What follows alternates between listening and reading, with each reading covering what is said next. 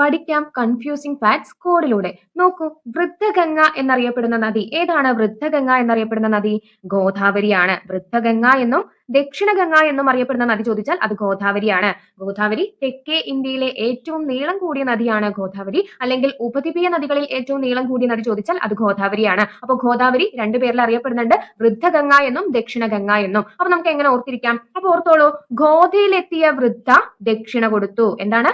ഗോദയിലെത്തിയ വൃദ്ധ, ഗോദയിൽ എത്തിയ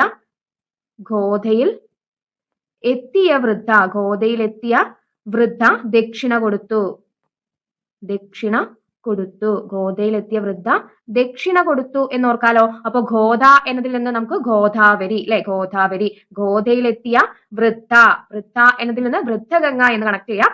വൃദ്ധ ദക്ഷിണ കൊടുത്തു. ദക്ഷിണ എന്നതിൽ നിന്ന് ദക്ഷിണഗംഗ എന്നും കണക്ട് ചെയ്യാലോ. അപ്പൊ ഗോദയിലെത്തിയ വൃദ്ധ ദക്ഷിണ കൊടുത്തു. വൃദ്ധഗംഗ എന്നും ദക്ഷിണഗംഗ എന്നും അറിയപ്പെടുന്നത് ഗോദാവരിയാണ്.